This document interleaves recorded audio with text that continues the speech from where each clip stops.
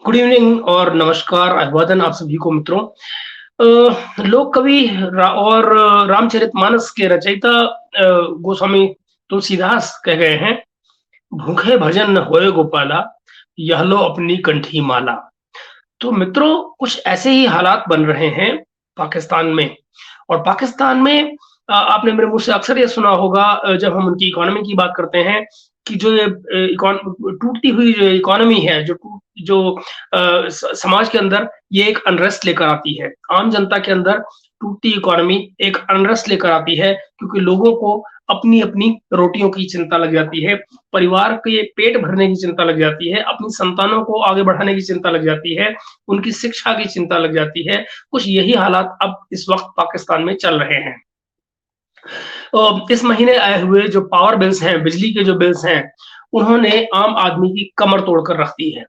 उसके पीछे क्या कारण है और कैसे ये सब कुछ पिछले सालों में चलता रहा है, जिसके लिए कोई एक सरकार जिम्मेदार नहीं है, कंसेक्यूटिव आने वाली तमाम सरकारें इसके लिए जिम्मेदार हैं।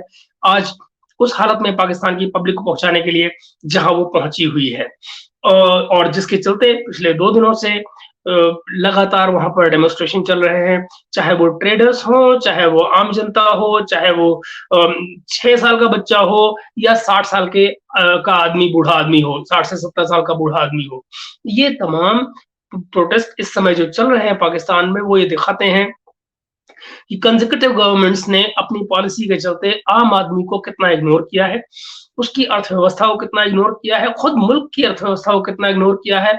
और उस सब में सिर्फ उन्होंने एक चीज जिसका ध्यान रखा है कि वो कैसे सत्ता में बने रहें और कैसे अपनी पैसे की, अपनी धन की भूख कैसे पूरी करें। मित्रों, आप पाएंगे कि इस बीच में आत्महत्याएं शुरू हो गई हैं। 2 दिन पहले ही कुछ लोगों ने, जिनकी खबर आई पाकिस्तान से, आत्महत्याएं शुरू की हैं। वहां बुजुर्ग लोग जो है वो अपने बच्चों का पेट नहीं भर पा रहे हैं, 60 साल के ऊपर जो लोग हो रहे हैं, 60 साल के हैं, वो आत्महत्या कर रहे हैं। पीछे एक लेडी की खबर आई थी केपी में, जिसने अपने 2 बच्चों को मार दिया इसलिए कि वो उनको उनको खाना नहीं दे पा रही थी। और अभी आए हुए बिजली के बिल हैं मित्रों। तो आप पाएंगे, हम लोग एक जमाने में अक्सर बात किया करते थे, मैंने भी आपसे अक्सर बात की है कि जो बिजली का रेट ऑन एन एवरेज वहां पर बनता था पर यूनिट, वो रफली 30 से 40 रुपए का बना करता था। इस महीने जो औसतन बिल आ रहा है, नॉर्मल बिल, यानी कि अगर आप जिस आदमी को, लेट्स से मैं आपको कैसे बताऊं, पहले अगर कभी किसी का 4 से 5 हजार का बिल आया करता था, और 4 से 5 हजार बिल कितने में आया करता था कि अगर आप एक घर में, आपके पंखा है, 2 बल्ब हैं, तो आपका 4 से 5 हजार का बिल आ जाया करता था। ठीक उसी आदमी को इस समय पर, यानी जिसके घर में एक पंखा और 2 बल्ब हैं जल रहे, आप जरा कल्पना कीजिए, उसके घर में इस महीने जो बिल आया है वो 20 से 30 हजार रुपए का आया है। 20 से 30 हजार रुपए का बिजली का बिल। नाउ कल्पना कीजिए अगेन, फिर से, कि ये वो मुल्क है जहां औसतन एक आदमी की आय, या एक आदमी की औसतन आमदनी, माहवारी आमदनी 20 हजार रुपए है। 20 से 25 हजार रुपए माहवारी आमदनी उसकी है, और ऐसे में उसको बिल आ रहा है 20 से 30 हजार रुपए का। यानी अक्सर अक्सर जो जो जो मोर ऑफ्टन देन नॉट आप पाएंगे कि ये जो केस बन रहा है वो इस किस्म का बन रहा है कि जो आदमी की इनकम है उससे ज्यादा उसका बिजली का बिल आ रहा है।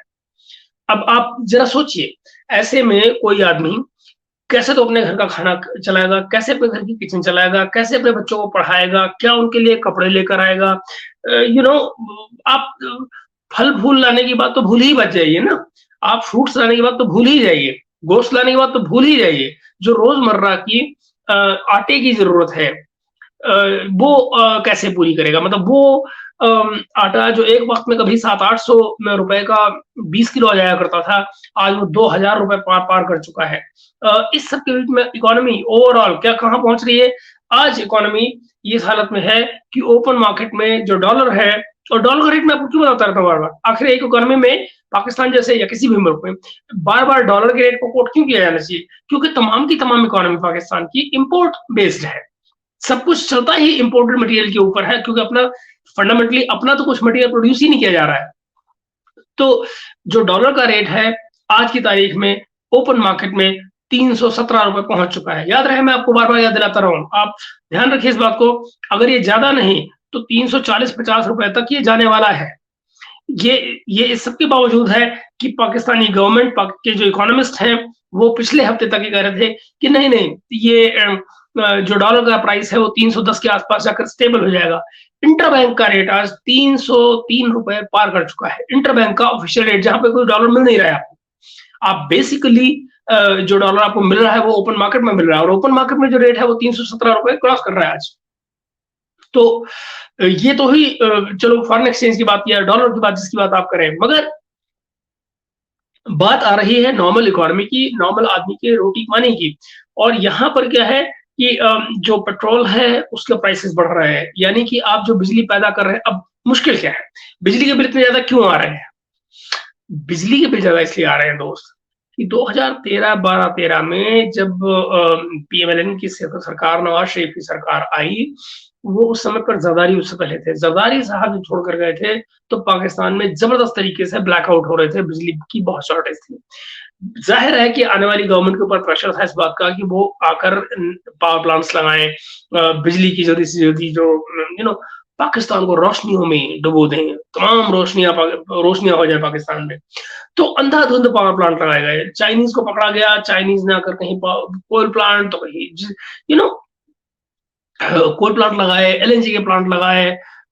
फिर वो उनमें तरह तरह के ऑब्जेक्शन आने शुरू हुए कि साहब एलएनजी महंगी ले ली तो किसी ने कहा पेट्रोल महंगा हो, अच्छा पेट्रोल भी आपको इंपोर्ट करना पड़ता है, डीजल आपको इंपोर्ट करना पड़ता है, ऑयल बेस्ड जितना प्रोडक्ट पेट्रोलियम प्रोडक्ट्स हैं वो आपको इंपोर्ट करने पड़ते हैं, सीएनजी आपको इंपोर्ट करनी पड़ती है। अपना कहने के लिए पाकिस्तान के पास बिलियंस एंड बिलियंस की नेचुरल रिसोर्सेज पड़े हुए हैं, लेकिन एक्सप्लोरर नहीं है। एक्सप्लोर नहीं है तो किस मतलब के, जमीन के नीचे पड़ी हुई चीज किसी मतलब की नहीं होती। तो आप इंपोर्ट इनको जब करते हैं और उनमें भी अनप्लान तरीके से कि कभी वक्त पे इंपोर्ट किया नहीं किया, आपको ऑन द स्पॉट जब आप बाय करने ले जाते हैं, जाहिर चीज आपको महंगी मिलती है तो आगे आपको रेट पे फर्क पड़ जाता है। मगर सबसे बड़ी मुसीबत कहाँ आती है? सबसे बड़ी मुसीबत यहाँ आती है कि जो पावर प्लांट्स लगाए गए जिनको, तो इन पावर प्लांट्स में आईपीपीज बोलते हैं इनको, इंडिपेंडेंट पावर प्लांट्स। तो इनके साथ जो शर्तें लगाई गई, जिन शर्तों पर ये पावर प्लांट्स लगाए गए वो बड़े विचित्र हैं, मतलब वो इकोनॉमिकली वायबल नजर आते ही नहीं है फ्रॉम द फर्स्ट लुक। सो इस हड़बड़ी में कि हमको जैसे भी हो आपको पावर प्लांट्स लगा देने हैं ताकि बिजली पैदा हो जाए, ये नहीं प्लान किया गया कि अल्टीमेटली जो बिजली पैदा की जाएगी वो लोगों तक पहुंचाई कैसे जाएगी, क्या आपके पास ट्रांसमिशन लाइंस पूरी कैपेसिटी में है या नहीं है, फिर बिजली की चोरी कैसे रोकी जाएगी। अब इसमें बिजली की चोरी में और भी बहुत सारी चीजें आती हैं।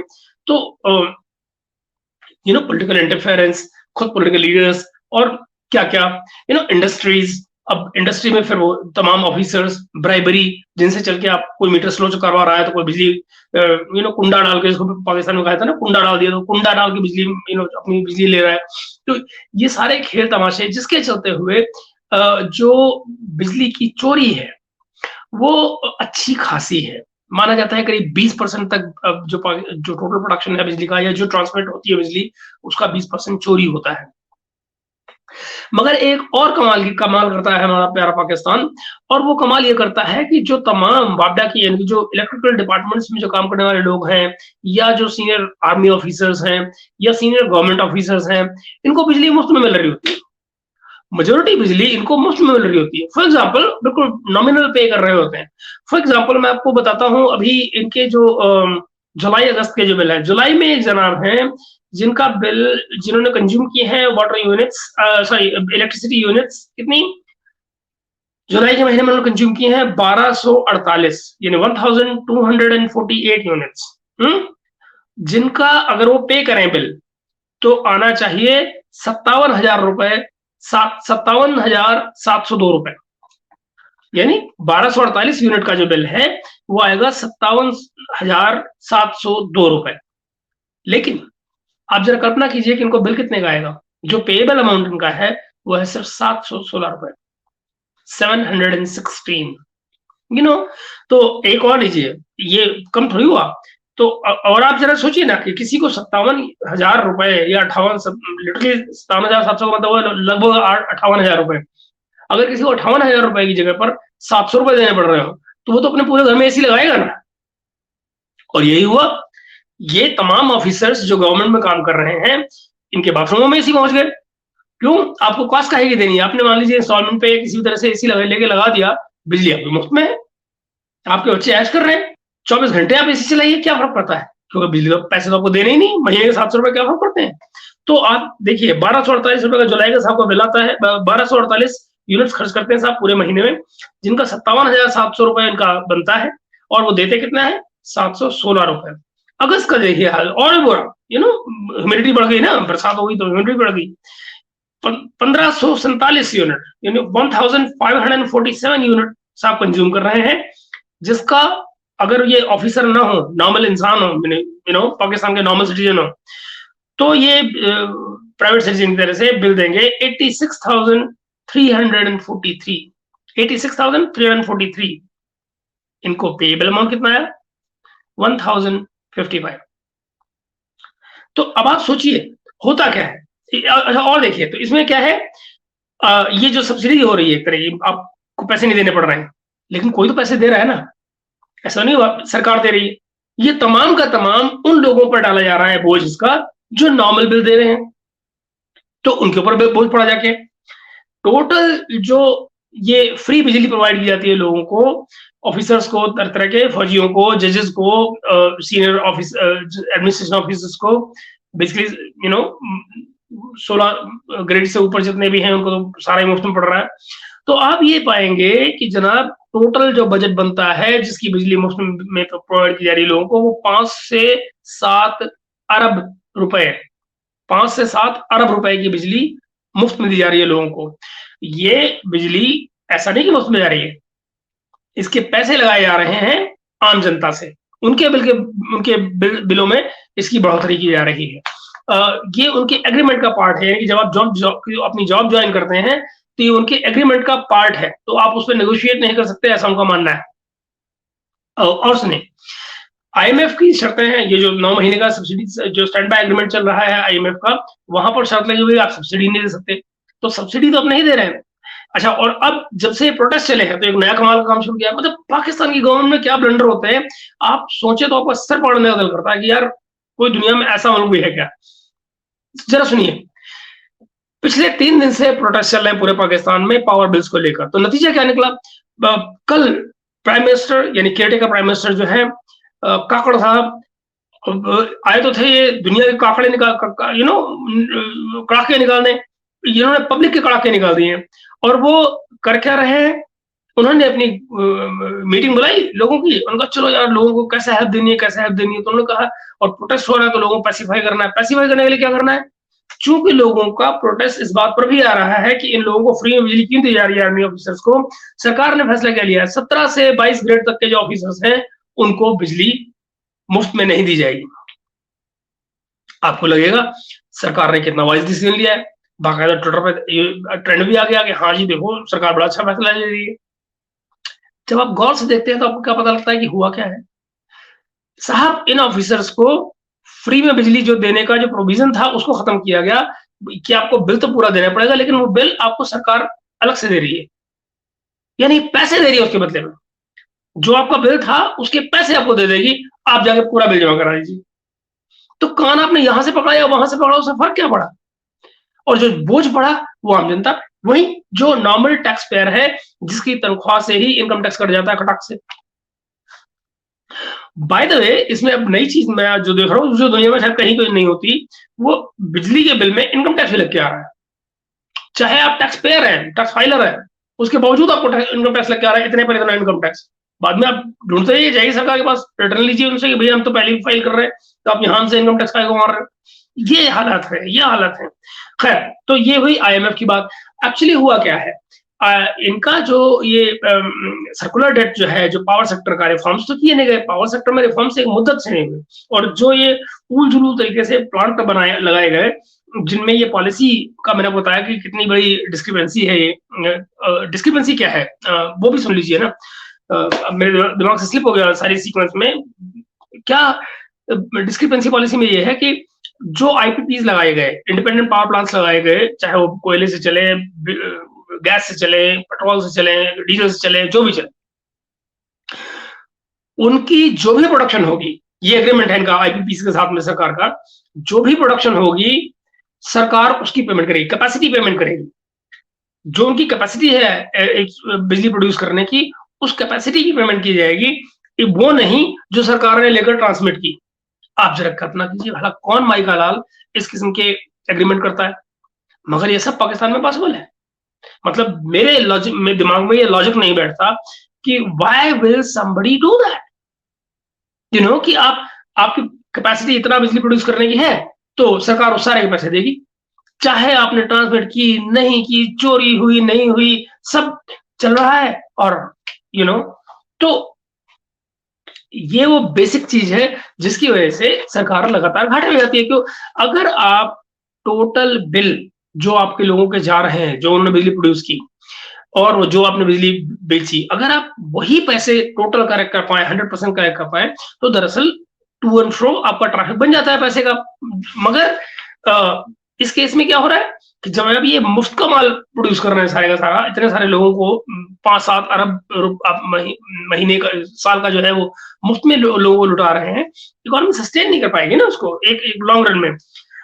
मजे की बात क्या है, मुझे जो चीज की क्लैरिटी नहीं हो रही है वो ये कि मैं कुछ लोगों से जो सुन रहा हूँ वो ये कि भाई 51 रुपीज 52 रुपीज के आसपास का इनका बजट जा रहा है, लेकिन अगर इस पे तमाम तरह के टैक्सेस जो लगते हैं बिजली के बिल में, अगर आप उसको भी लगाएं मेरे दोस्त, तो आप पाएंगे कि इस समय पर 1 यूनिट का दाम 72 से 92 रुपए तक पहुंचा हुआ है। आई एम सॉरी अगर आपको यकीन नहीं होता है, मगर 72 से 92 रुपए तक, इट्स एक्चुअली क्रेजी, तो खैर, तो और ये देखिए केयरटेकर प्राइम मिनिस्टर साहब दरअसल कर क्या लेंगे, मगर वो करेंगे हम आम आदमी को देंगे, आम आदमी को हम सपोर्ट करेंगे, ये वो। दरअसल काम क्या है?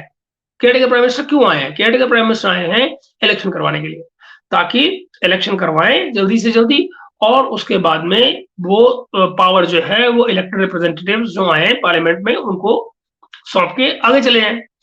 मगर इनका न जाने क्या इरादा है। एक्चुअली मैं आपको बताता हूँ इरादा भी क्या हुआ होता है आपको। तो इनका ये अपने इरादे क्या कर रहे हैं, ये कमेटियों पे कमेटियां बनाए चले जा रहे हैं, जो भी प्रॉब्लम्स है हर एक के लिए कमेटी बना दो। अभी उन्होंने एक इकोनॉमिक रिवाइवल की भी कमेटी बना दी है। तो आप तो अब आप देखते जाइए कि ये इनका गेम चल रहा है इकोनॉमिक रिवाइवल का। और उसके बाद में आप ये पाएंगे कि दरअसल जब इन लोगों से नेगोशिएशंस की गई, मैं बता रहा हूँ कि ये सरकार क्यों कमेटी बना रही है। दरअसल का ऑब्जेक्टिव क्या है? ऑब्जेक्टिव ये है कि जब केयरटेकर गवर्नमेंट लाई गई तो जो मिलिट्री इंटेलिजेंस एमआई के जो लोग बात कर रहे थे, उन लोगों से जिनको ये टेक्नोक्रेट गवर्नमेंट में लेकर आना था, उनसे जो नेगोशिएशंस की जा रही थी सरकार में आने के लिए, वो 18 महीने की जा रही थी कि आपको हम 18 महीने के लिए ले रहे हैं ताकि आप परफॉर्म कर पाए। अब आपको इससे पता लगेगा, जो आपको बहुत दिन से कह रहा था ना कि इलेक्शंस लेट होंगे नहीं होंगे टाइम पर, उसका खेल क्या है। अब आप देखें गिनती, मैं आपको जहां चीजें कैलकुलेट कर रहा था वो सब तो है ही, साथ ही ये भी कि ये लोग नेगोशिएशन से 18 महीने ही कर रहे थे। अब अगर इस महीने यानी कि अगस्त में ये लोग आ गए हैं, तो आप ये गिनती गिनना यहाँ से शुरू कर लीजिए। और अगर आप ये देखें कि फरवरी में ये इलेक्शन नहीं होते हैं और उधर जाकर जुलाई तक कहीं खींच रहे हैं अगस्त तक, तो आप पाएंगे कि लगभग इनका साल डेढ़ पूरा हो जाएगा। तो बेसिकली आइडिया यही है इनका, ये लगभग सरकार को भी जितना खींचा जा सके खींचेंगे।